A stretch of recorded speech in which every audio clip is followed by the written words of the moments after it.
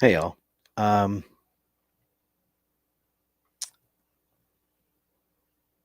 I wasn't sure if I was actually going to jump on and do this, but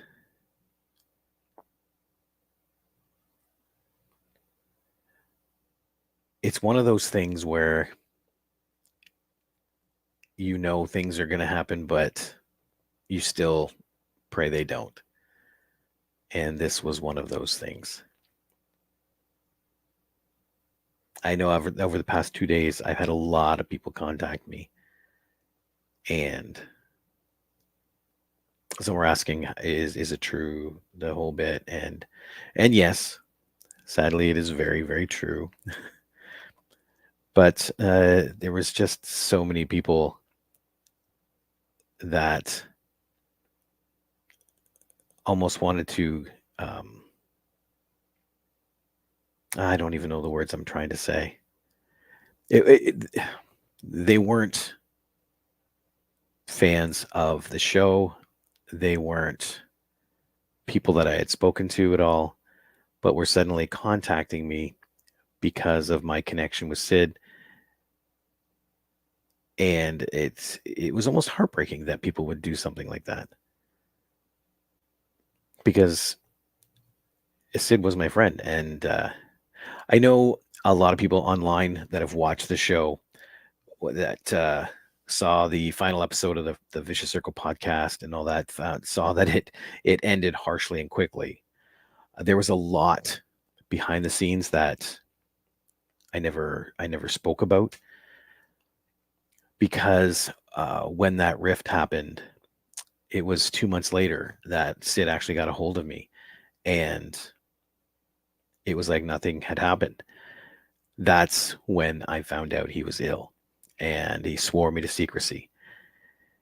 And you could tell when there was good days and or good times and bad times with his fight with this, because we would talk and talk, and then he would go silent for 2 or 3 weeks and then come back again, and it was then you knew, okay, he's fighting his fight.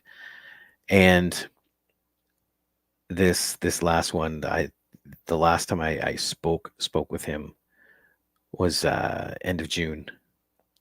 And after that, it got quiet, and it got quiet for a long time. So I got very nervous. And sadly, the facts are here. But I think I wanted to come on one final time. I'm going to play his intro when we leave, and then it will be retired forever. So it will never be seen again after today.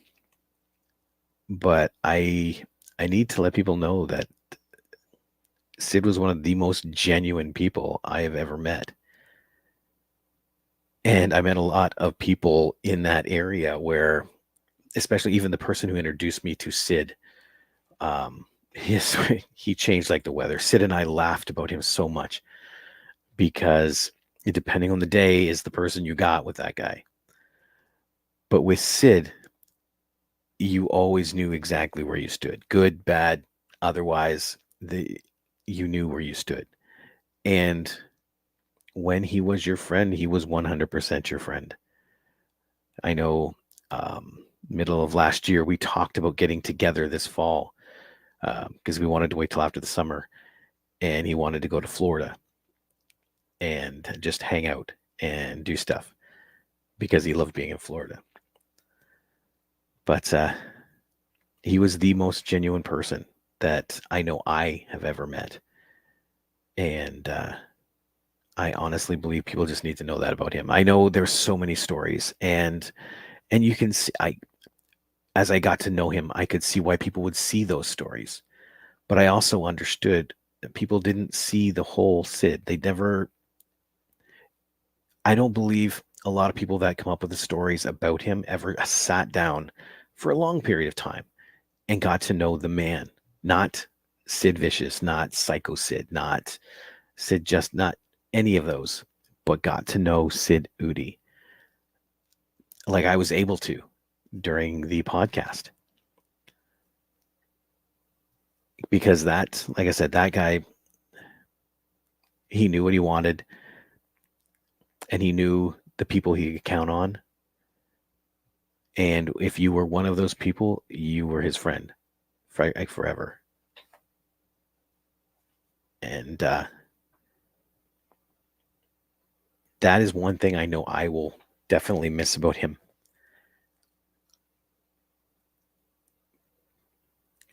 But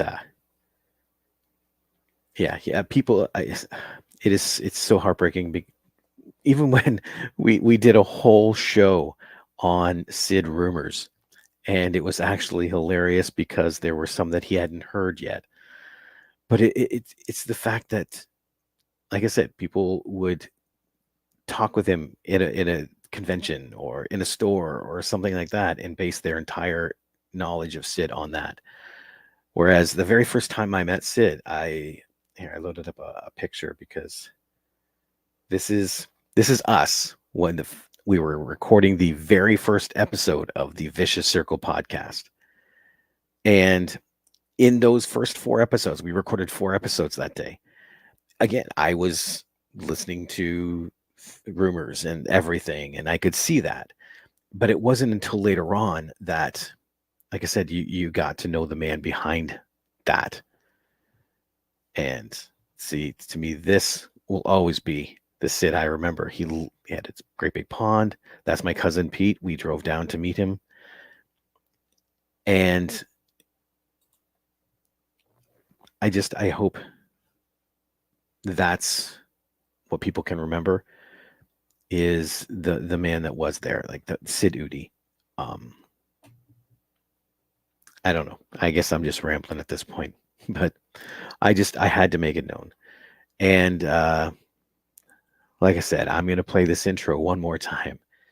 And this is the other heartbreaking point. We were actually talking about redoing this show. He said when he got better, we were back on track. And I was waiting for that day because the fighter he was. So this will be the last time I play this. I'm not going to delete it, but I will never play it again. So there we go. So yeah, I guess I'm wearing the shirt too. The Vicious Circle podcast. This was the intro he and I created. He picked out these spots that he wanted because they were some of his favorites. And Mike Treblecock let us use the music. Sid loved this music just because of how well it fit with who he thought he was as a wrestler and what he wanted his character to be. So here we go. Thank you for listening to this rambling. But here it is, the Vicious Circle intro. Thanks for being a friend, Sid. You're listening to the Electronic Media Collective Podcast Network. Yeah, it's a mouthful. For more great shows like the one you're about to enjoy, visit electronicmediacollective.com. And now, our featured presentation. I'm the man, and the man feels no pressure. I am the man that everyone fears.